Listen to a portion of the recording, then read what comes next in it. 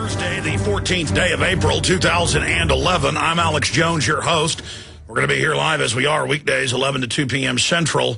Live back Sundays, 4 to 6 p.m. as well, because there's so much news 5 days a week of coverage is not enough. And, of course, we have 24-hour-a-day coverage of all the important global developments at Infowars.com and PrisonPlanet.com. Incredible economic news, obviously, with the budget, with the deficits, with what's happening to commodities, with Obama's official campaign launch speech that he gave last night, calling for massive tax increases and gutting out of the tax code many of the most important write-offs that people have. It is just absolutely terrible news, and it's what we knew was coming. And the Republicans are pushing flat taxes, fair taxes, national sales taxes, VATs, as a way to get rid of the income tax. But the globalists, for over a decade, out of the IMF and the World Bank, have always said they were going to move to this globally, and they're still going to have an income tax. It's just going to be called the Social Security tax. So they'll cut the income taxes after they get this new system in. First, they're going to jack them up, then make everybody angry, then sell a lowering of the income tax, a changing of the name. The IRS isn't going anywhere, and then they'll lay a new VAT and sales tax on top of it, and then jack up the income tax again. That's always been the plan, and that's the stated plan in the white papers, not the stuff they tell the general public on the nightly news, and we are in deep, deep trouble. Also, CNBC reporting gold will reach $1,600 an ounce in 2011. Also, Congress is saying Goldman Sachs lied to them. The budget deal turns out to be a gigantic fraud, as we told you 2 days ago. Now the press is reporting on the $38 billion in cuts, were cuts that were already agreed upon last year, and does nothing to deal with the $1,000+ trillion the private central banks have gotten our nation and the rest of the nations of the world that are under globalist control. That's almost all of them to sign on to. So that is coming up.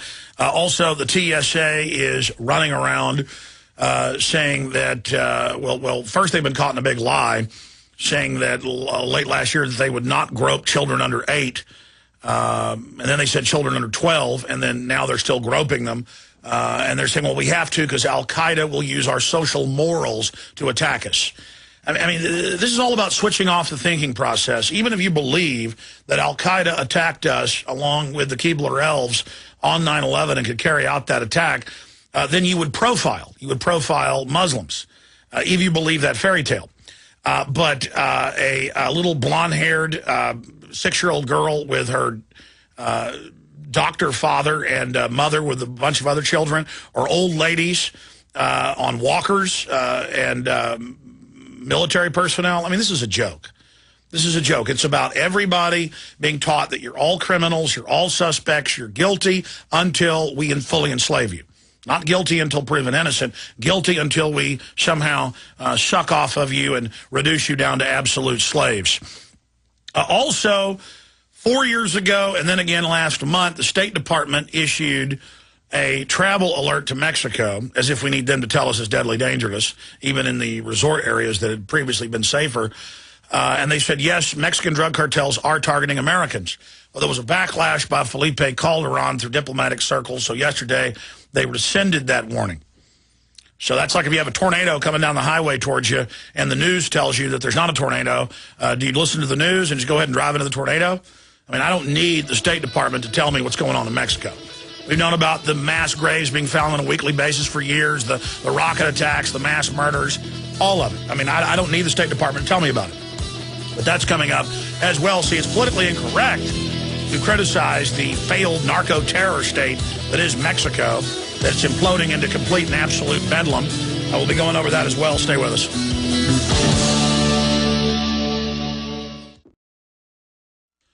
We are live, my friends. Thank you for joining us. It is Thursday, the 14th day of April, 2011, and we have Mark Weisbrot joining us, who's going to be breaking down in the middle of the next hour the big headlines we've seen at the Drudge Report and at the Associated Press, Reuters, everywhere, about the BRIC group of nations, China and others, openly announcing they want an end to the dollar as the world reserve currency.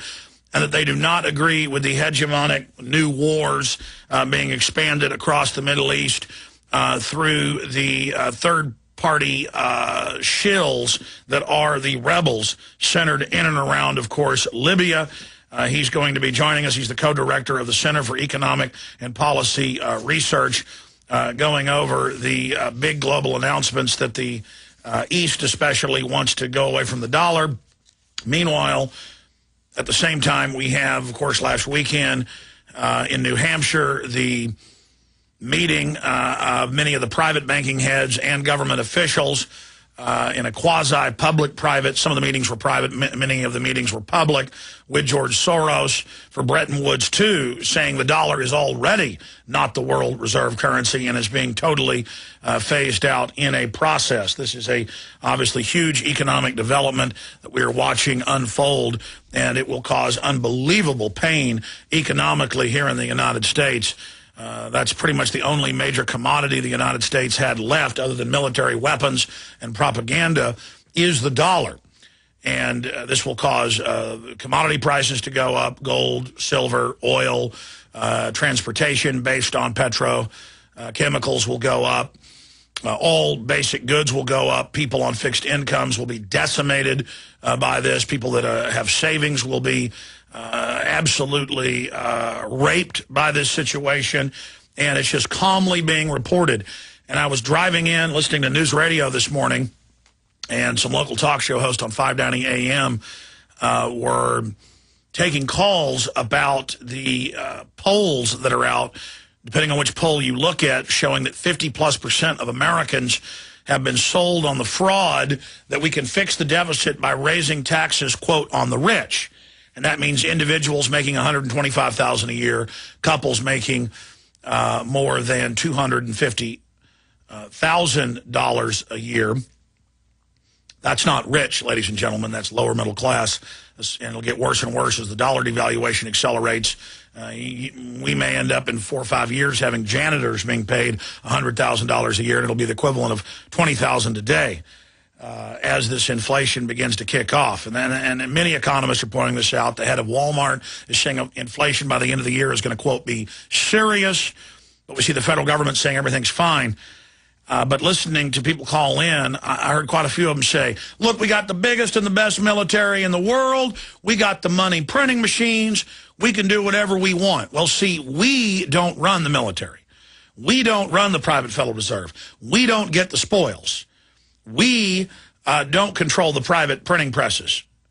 The private Federal Reserve orders the Treasury to print the money, and less than 2% of actual physical paper is out there for the digital money that the private Federal Reserve issues, 97+%. And so there's this attitude by people, especially who work for government or who are in the military, because the host asked him, are you in the military? And he's like, you bet I am. I'm an officer. And you could tell by his voice that he was an African-American. So here's a guy that thinks he's running the show, just like most yuppies. He's in the military. He's an officer. And he thinks it's great to print money. He thinks it's great to have the biggest military in the world. And what's funny is I heard a very similar caller on the same... Well, I tell you, I'm getting too busy these days. I'm getting so busy, I'm always forgetting to turn my phone off. I'm just going to talk to him. I'm on the air. I got to go. There's just too much news here in front of me as well. I barely even got in here on time today. I get ready at home.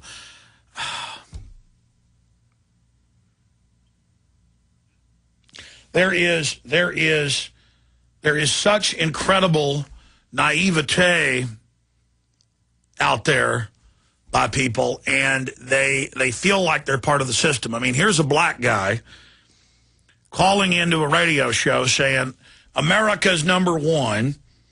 We got the biggest military, and we control the printing presses. And I heard a guy who sounded almost like the same person hours earlier on the same station saying basically the same thing. And I hear that similar sentiment. It's like this fake, delusional exuberance that this is our military, this is our government, we're winners if we're part of it. Listen, They do control the printing presses, the foreign offshore banks. They are devaluing our currency. It's a tax on your purchasing power, your savings.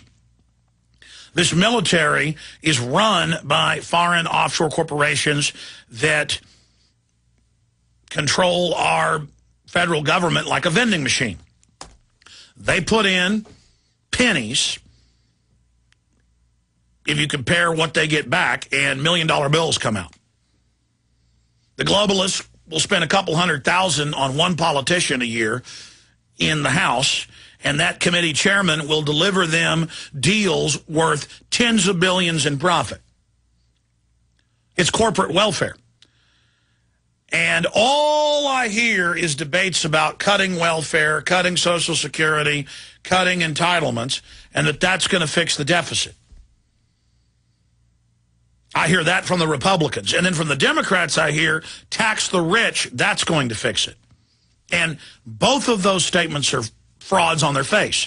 You could cut all of the entitlements, and as long as the government has still fraudulently signed us on to the $1.5 quadrillion in derivatives that we've now signed on to, our government has said, yes, we owe this, even though it's not our debts predominantly, then nothing else you do will fix it. That's the big black hole that we're talking about here, and they're discussing just tiny little issues that are on the table. Look, it's very, very simple for folks that don't get it.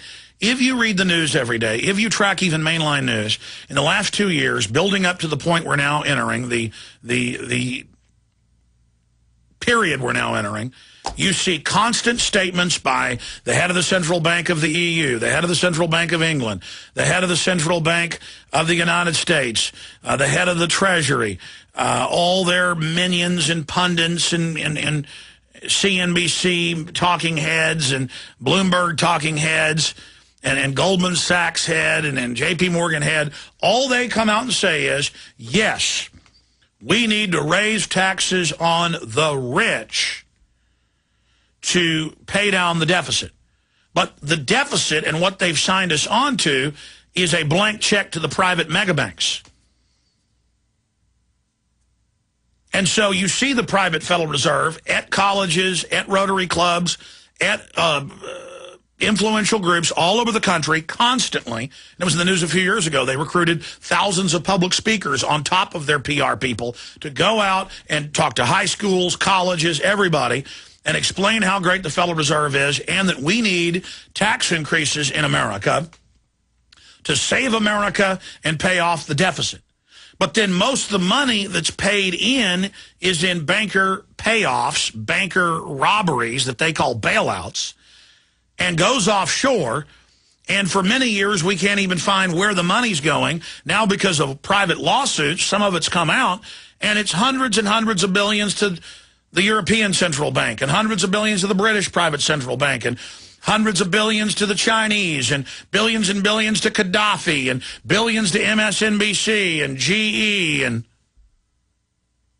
so most of the money isn't going to some welfare mom who is, you know, got 5 welfare checks coming in for her 5 kids and who drives around in a BMW. And there's some truth to that stereotype. Some of that's going on.